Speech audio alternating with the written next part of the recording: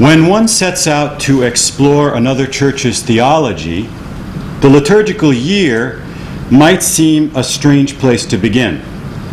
In the 20th century, ecumenical dialogue devoted a great deal more attention to scrutinizing creeds and dogmas and patristic thought than in comparing, for example, the scope and arrangement of fasting periods within the liturgical year, or the rationale behind the selection and ordering of scripture readings in the lectionary of this or that rite. When scholars of the liturgy were summoned to ecumenical consultations, inevitably, it was to shed light on some highly visible difference in ritual, or at best to give a brief survey of the Eucharist or baptism or some other one of the principal services of the Church. Only rarely does the liturgical year come into play in theological discussions.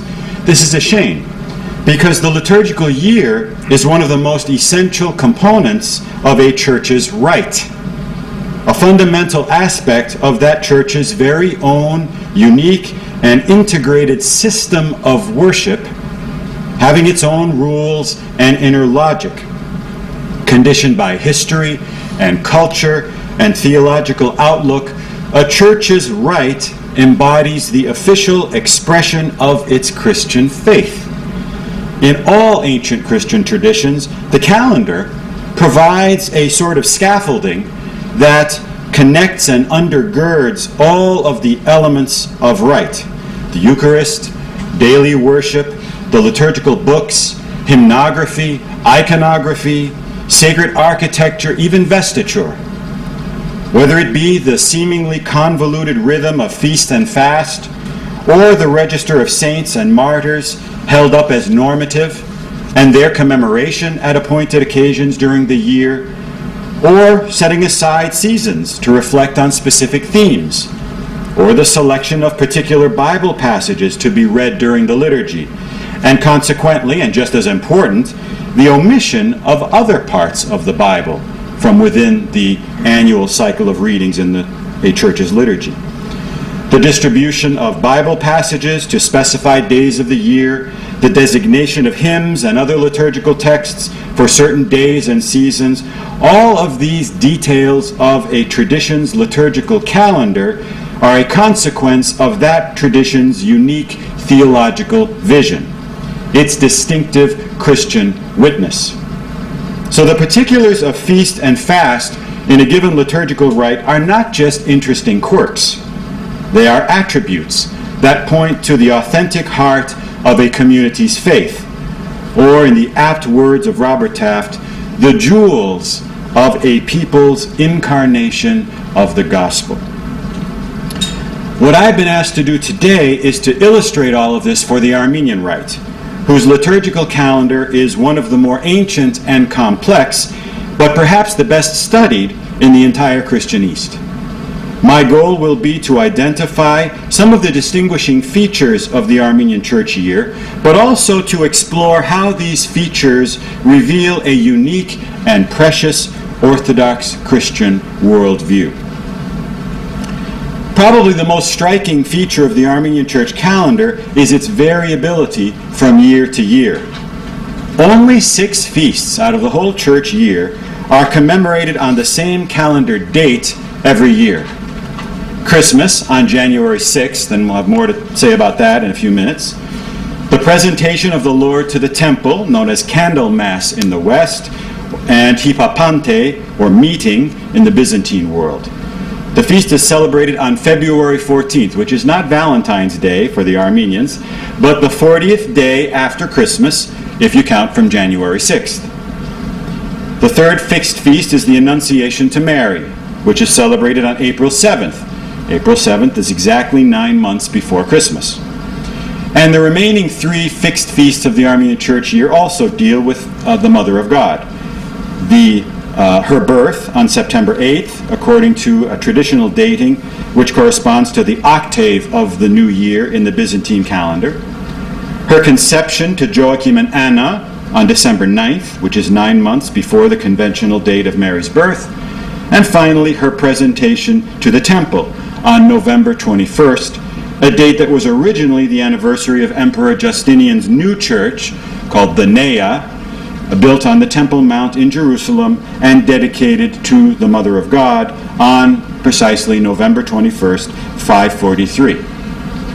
Apart from these 6 feasts, all other feasts and saints' commemorations are movable from year to year and depend upon the day of the week. In other words, these 6 feasts are the only pegs connecting the Armenian church calendar to the civil calendar, from which it essentially floats freely. This results in no little confusion for Armenians. Now, if I ask a good Catholic, when is the feast of St. Francis, a good Catholic will tell me, right, October 4th, right, without missing a beat. You're all Eastern Catholic, so it's okay. Right? When is the feast of St. John Chrysostom? I ask my Ruthenian friend or my Greek Orthodox friend, and he tells me what? November 13th, okay. But ask an average Armenian when his church commemorates its patron saint, Gregory the Illuminator, and you're likely to encounter sheepish silence. Sometime in Great Lent is probably the best answer you're going to get.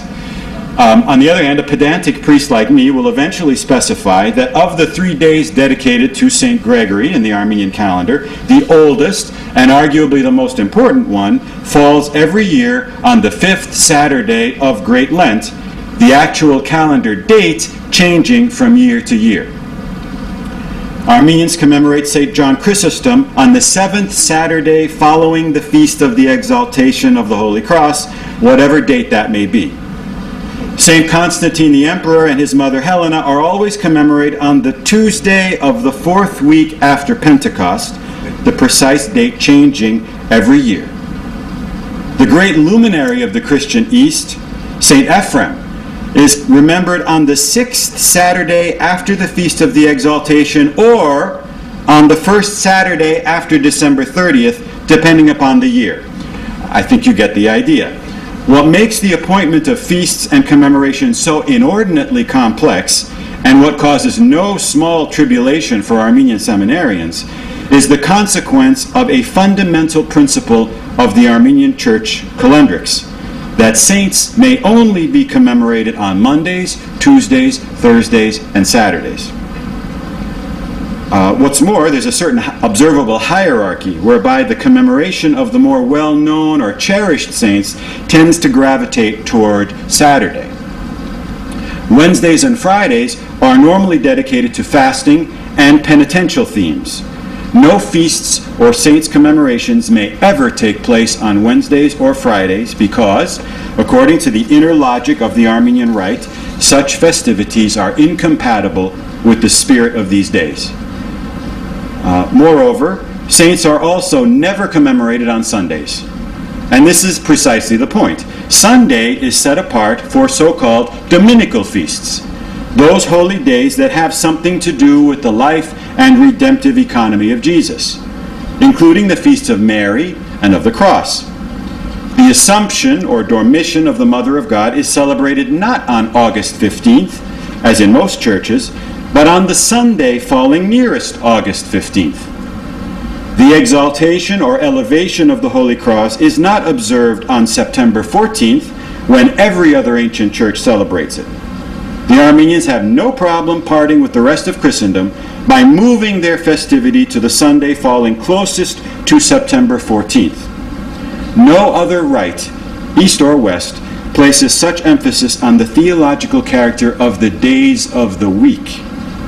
This is not just a nicety. The Armenians maintain their cumbersome calendar with all of its intricacies because the whole system is founded on the ancient biblical axiom that Sunday is the Dies Dominica, the day of the Lord. In fact, the Armenian word for Sunday, giragi, comes from the Greek Kyriaki Himera, which means precisely the day of the Lord, the Dominical day.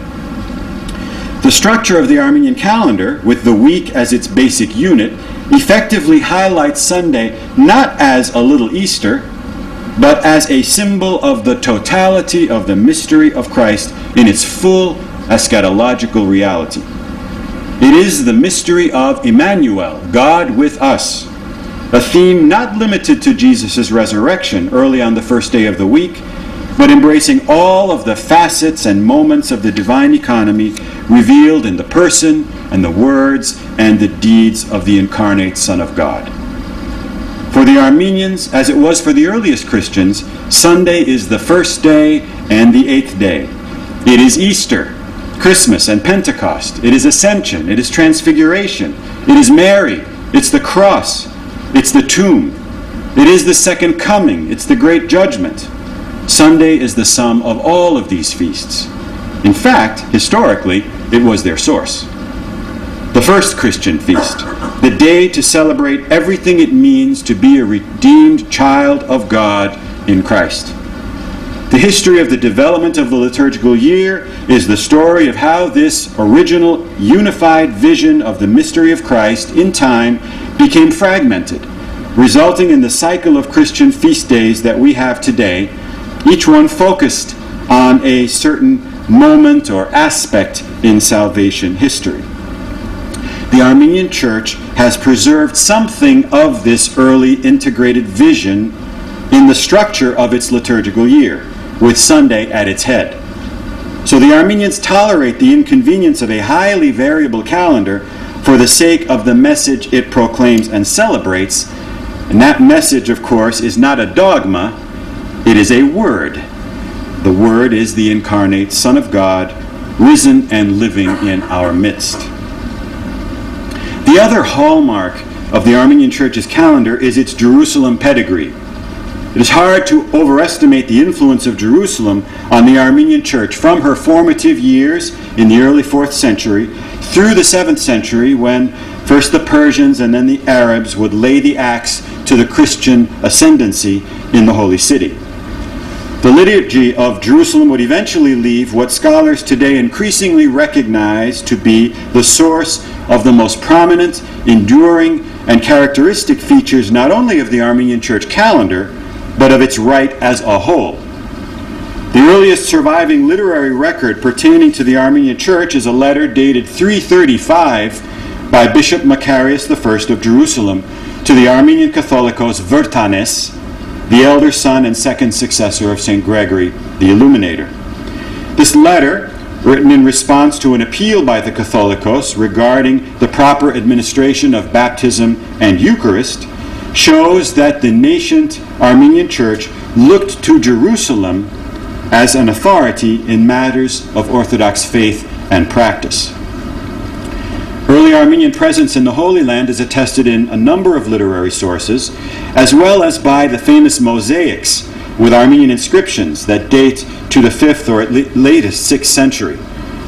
St. Euthemius the Great, who died in around 473, was the teacher of St. Sabas and founder of the important 5th century Lavra located just east of Jerusalem on the Dead Sea. He was one of the more prominent early Armenian pilgrims to the Holy Land, according to the 6th century author Cyril of Scythopolis. By the late 6th or early 7th century, fully 70 Armenian churches and monasteries could be counted in the Holy Land, according to the contemporary Armenian Catholicos Anastas. And if any of you have been to Jerusalem, you know that one of the quarters, so-called quarters of the Armenian of the Old City, actually 1/5 of the real estate of the Old City, is in the hands of the Armenians, the monastery of St. James in Jerusalem.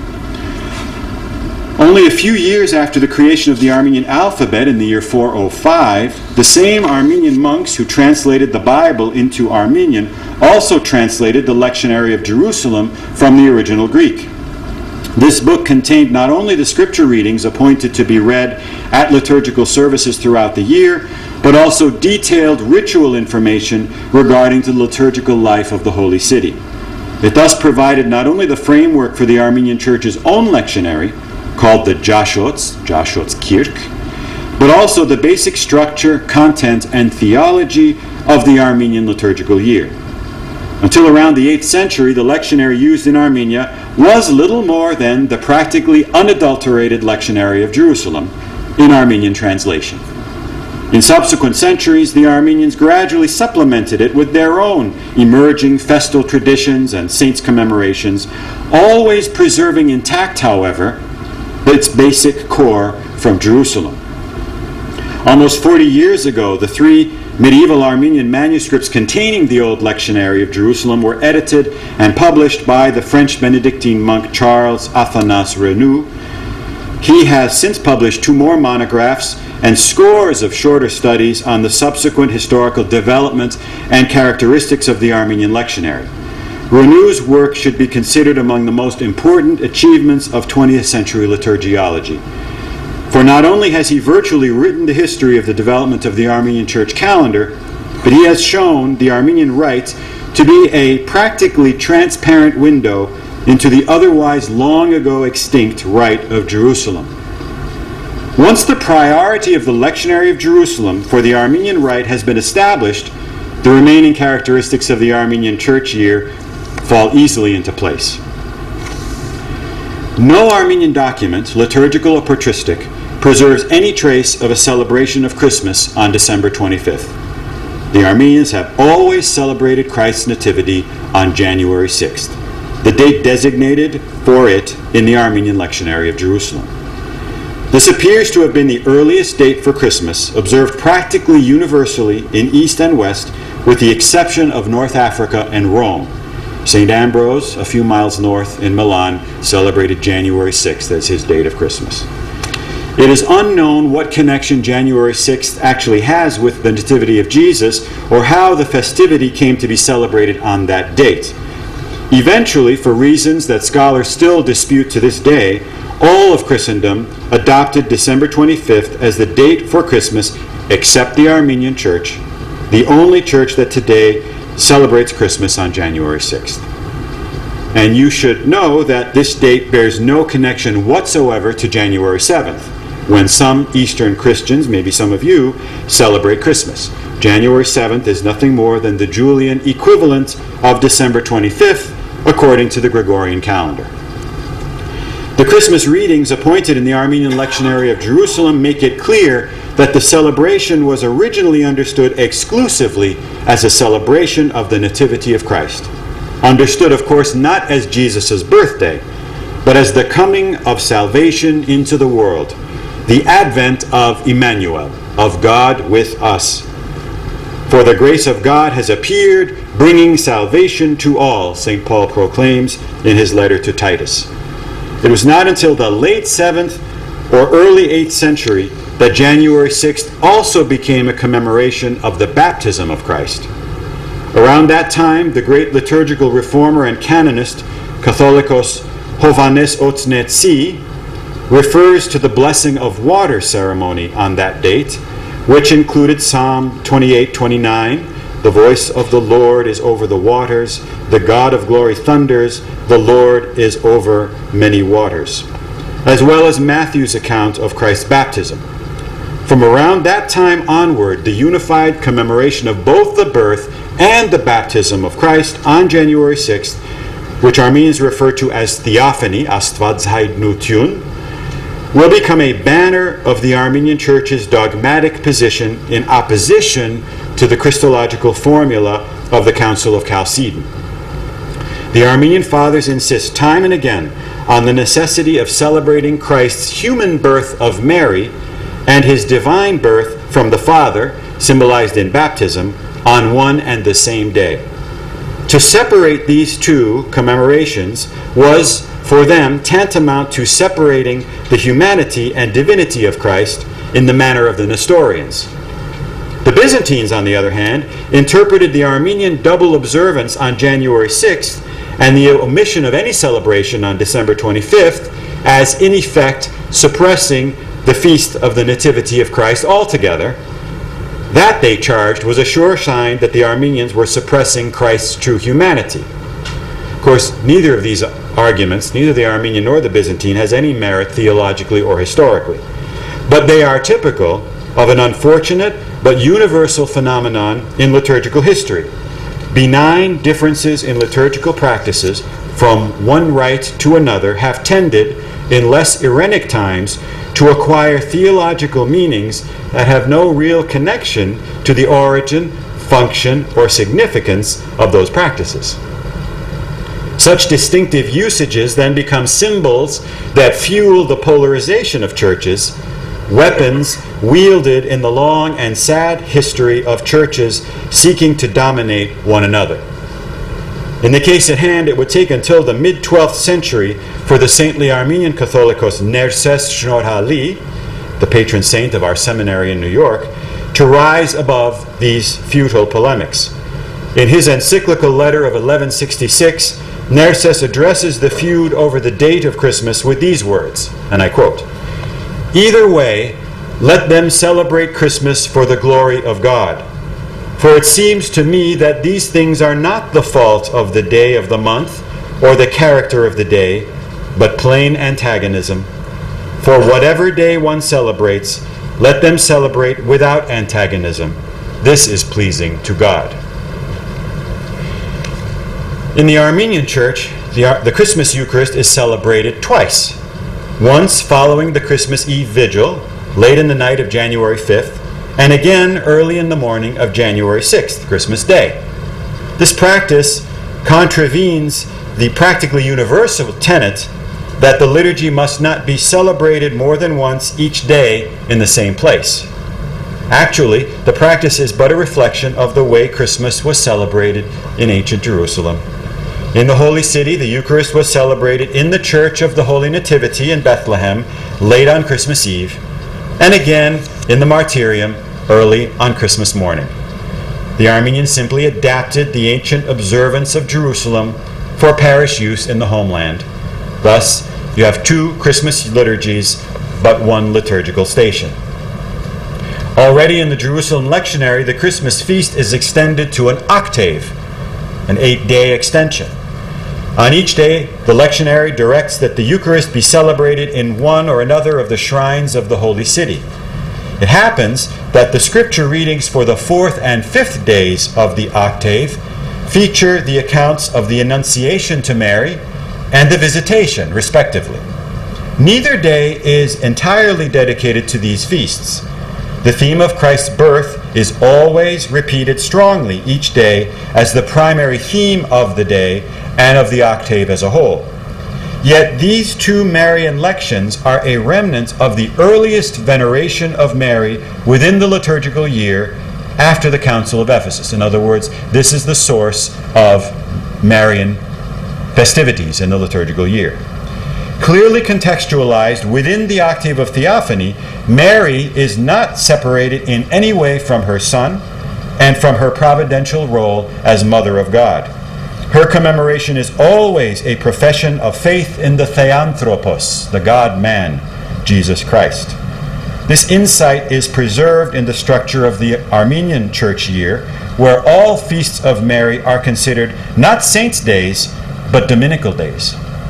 The Armenians will be content with this memorial of the Annunciation on the 4th day of the Christmas octave until the 12th century, when for the first time they will designate a separate feast for this occasion on April 7th, as we have seen, 9 months prior to Christmas. In other rites, the emergence of a special Feast of Annunciation dates from the 6th century, and obviously it takes place on March 25th for the same reason. The second phase in the development of Marian feasts is also found in the lectionary of Jerusalem. It is, of course, the Feast of August 15th, which the Armenian lectionaries called simply the Feast of Mary the Theotokos.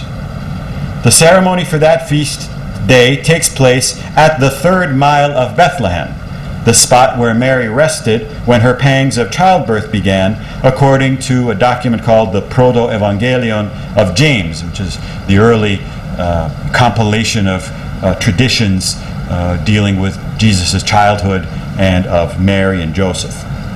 It became the source of many of the traditions and feasts that we have concerning Mary. The feast does not refer to any one event in the life or death of the Virgin. It is a general feast of the divine maternity of Mary, a day devoted to the memory and praise of the Virgin. The earliest mention of the word Assumption in reference to the Mother of God is in a panegyric to Mary by a Palestinian bishop, Theotechnos, around the turn of the 7th century. Although traditions concerning Mary's ascent into heaven at the end of her life were known in Armenia before the beginning of the 8th century, it is not until the 12th century that we begin to find the words dormition, nunchumen, and assumption or translation, pochumen, used in Armenian manuscript lectionaries, with reference to the feast of August 15th. Yet again, the Armenians were able to preserve a more global understanding of the feast for some time before it came to be reduced to a memorial of the end of Mary's life. Even more deeply imprinted with the stamp of ancient Jerusalem is the Armenian Paschal cycle. The Armenians calculate the date of Easter, as everywhere else, according to the definition formulated at the Council of Nicaea. But the Armenians adopted the Gregorian calendar in 1923 without any bloodshed, evidently, and without any schism. Thank God. They adopted it for civil and liturgical use, which makes the Armenian Church one of the very few Eastern churches to celebrate Easter on the same date as the Catholic and Protestant world. Only the Armenian Patriarchate of Jerusalem continues to follow the Julian calendar because of the status quo of the holy places. In the Armenian Church, Lent begins on the 7th Monday before Easter. It is preceded by a 1-week preliminary fast, Arachavoratz Bak, that begins on the 3rd Monday before Lent. And we know that in all of the ancient churches, there developed some kind of a preparatory Lent, a pre-Lenten observance, which took different forms and different shapes as a way of easing into the rigors of the Lenten fast. This follows that paradigm. During Great Lent, every day except Saturday and Sunday is a fasting day, of course. Saints are only commemorated on Saturdays during Lent, and the Divine Liturgy is only celebrated on Saturdays and Sundays. Other than Saturdays, all other scriptural readings appointed for Lent are taken directly from the lectionary of Jerusalem. There are 3 overlapping systems of readings corresponding to different stages in the development of Armenia's own lectionary. Most interesting, perhaps, are the 19 biblical readings appointed for the Mondays, Tuesdays, and Thursdays of Great Lent. On these days are read, in order, the scripture passages which make up the themes of the famous 19 catechetical lectures delivered to the catechumens, probably by St. Cyril of Jerusalem, in the mid-4th century. The readings deal, for the most part, with the articles of the Nicene Creed, which was still a novelty in the time of St. Cyril. In the Jerusalem lectionary, the readings are preceded by this title, and I'm quoting, "Teaching for those who have been registered in the book for the holy 40 days, and who are preparing to receive baptism." So coded into the very fiber of Great Lent in the Armenian Rite is the outline of this famous catechesis. Clearly, the Armenians transmitted it from generation to generation, albeit overgrown with new systems of Lenten readings, presumably because they believed that a refresher course in the basics of Christian doctrine were necessary for everyone during Great Lent. Holy Week in the Armenian Church is a veritable facsimile of the cycle of stational observances in 4th and 5th century Jerusalem, as attested in the Jerusalem lectionary and in the diary of Egeria.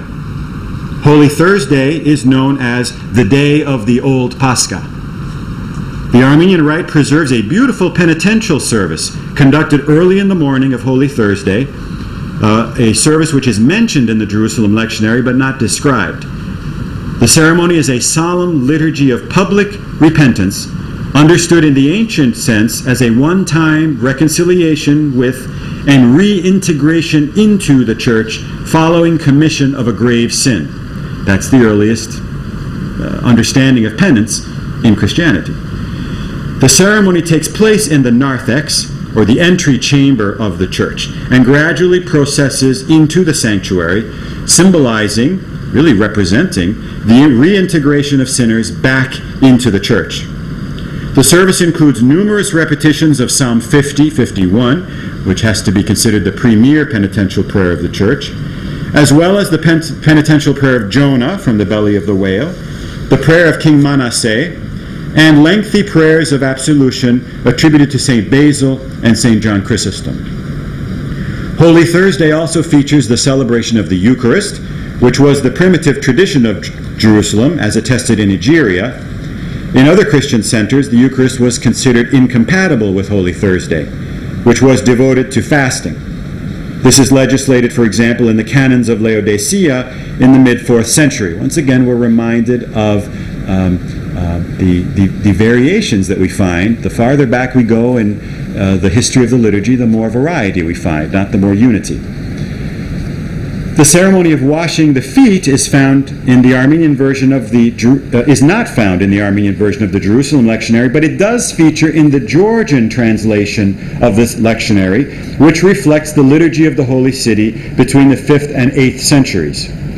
The earliest Armenian reference to this ceremony is in a 9th or 10th century manuscript Mashtots, or Euchology, ritual book. During the night from Holy Thursday to Friday, the Armenian Church has an all-night vigil modeled after the vigil that took place at the Mount of Olives in the Jerusalem lectionary.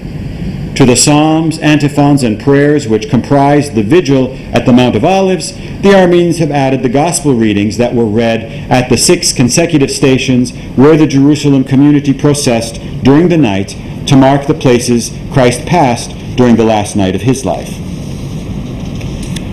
Holy Friday features a noontime memorial of Christ's crucifixion. This is none other than the 6th-hour rite of Holy Friday in Jerusalem, already described by Egeria in the late 4th century. In order to respect time, I won't read. There's a wonderful passage from the 37th chapter of Egeria's diary, which is basically a step-by-step commentary on the Armenian 6th-hour service of Holy Fridays. Really remarkable how the Armenians have preserved that service. The Armenian service consists of 8 units of psalmody, prophet, apostle, and prayer. The readings are preserved exactly as indicated in the Armenian lectionary of Jerusalem. The Byzantine and Coptic rites have the same readings, but in their case they have lost the original context of those readings, and the readings have been distributed throughout the course of the day. As Egeria states, the service functions to demonstrate that the Old Testament prophecies have been fulfilled in the Passion of Jesus. The Armenian service of Holy Friday evening, an elaborate Vespers that commemorates the burial of Christ, is nothing but the Holy Friday evening office of the Armenian lectionary of Jerusalem. The service features the ancient hymn Holy God, the Trisagion, in its original Christological liturgical context. The vigil of Friday to Saturday is also mentioned by Egeria. The Paschal Vigil that takes place at the 9th hour on Saturday features the reading of 12 Old Testament scriptures, several of which are preserved from the Jerusalem lectionary, and several of them are in common with the Byzantine scriptures that are read at the Paschal Vigil. The ceremony of the light, which we call Juraka Luitz, has its origins in the vesperal lighting and blessing of the lamps. All the people in the church are given candles, and after the reading of Exodus 14 and 15, the crossing of the Red Sea and the Song of Moses, the deacons light all of the candles in the church while the clergy sing this hymn. Shine, O Jerusalem, for your light has come. Adorn your ramparts. The glory of the Lord has risen upon you. Now, all of you practitioners of the Byzantine Rite, you'll recognize that instantly, I'm sure. As the Christian feasts and liturgical services of the Holy City were innately connected with the sacred sites where many of these events took place, so too did a rich body of hymns develop alongside them. Recent scholarship is demonstrating that a significant portion of the Armenian Church's hymnography likewise derives from hymns that were once sung in Greek in the Holy City. Those hymns have long since been superseded by new hymnography in the Byzantine Rite, but we find remnants of these hymns in the Armenian book of hymns called the Sharagnot, and also in the Georgian book of hymns that long ago was out of use by the Georgians called the Yadgari. The Armenians celebrate 4 feasts of the cross. I have already mentioned the exaltation or elevation of the cross on the Sunday nearest September 14th. Exaltation, elevation, it's the same word. Different words in English, the same word in Greek and Latin. It is now well known that this feast is actually an offshoot of another feast which vastly overshadowed it in 4th century Jerusalem, the dedication of the holy churches built by Constantine on Golgotha on September 13th in the year 335. Part of the 8-day festivity of the anniversary of the dedication, which Egeria describes as being on par with Christmas and Pascha, involved the exposition and elevation of the relic of Christ's cross in the martyrium on the second day of the feast, September 14th. I want to underline that. If you read Egeria's diary, she gives the most attention, as far as the liturgical year is concerned, to Christmas, Pascha, and the feast of the dedication of the churches. So if you ask some Byzantine Rite folks or Catholics, you say, what is the first most important feast of the church year? Well, they'll say Easter probably. What's the second most important feast? They'll say Christmas. What's the third most important feast? They're going to say Pentecost or Transfiguration or something. But the perspective was very different in early Jerusalem. It was this feast called the anniversary of the dedication of the churches. As the decades passed from the original dedication, the observance of the second day came to eclipse and then to redefine the original dedication feast, which today is little more than a footnote in the calendars of most rites. Whereas the Feast of the Exaltation of the Cross is considered a major feast in the Armenian calendar, in the Byzantine, and other rites. I have recently demonstrated that here again, the Armenians have preserved remnants of the original feast. Many of their hymns, appointed for the days following the exaltation, are actually hymns that extol not the cross per se, but the church. Many of them refer specifically to the churches on Golgotha. They're ecclesiological reflections, more than, strictly speaking, reflections on the cross itself. Moreover, a number of these hymns may well be ancient Armenian renditions of Greek hymns that were sung during the early dedication feasts in Jerusalem, if not at the original dedication of those churches in the year 335. The Armenians also celebrate the apparition of the cross, the commemoration of the miraculous appearance of a luminous cross in the sky above Jerusalem on May 7th, 351, an event which is very well documented in historical sources. The event was so exceptional that it found its way very quickly into the lectionary of Jerusalem as an annual commemoration. The Feast of the Discovery of the Cross was originally part and parcel of the Feast of September 14th. But a new feast focusing on precisely the discovery of the cross only emerged in the 7th century after the theme of the exaltation gradually shifted to commemorate the return of the cross by Emperor Heraclius after its abduction by the Persians. The Armenians also have an indigenous feast of the cross known as the Apparition of the Holy Cross of Varak. It commemorates the miraculous discovery in the 7th century of a fragment of Christ's cross in Armenia. Well, there is, of course, much more that can be said about the Armenian church calendar. There are also lots of mysteries yet to be resolved, including the perpetuation in the Armenian church calendar of some observances from the Jerusalem lectionary whose origin and meaning are very much a mystery. For example, there's a strange feast in the Jerusalem lectionary called the Feast of the Ark of the Covenant, which we have in the Armenian calendar to this day.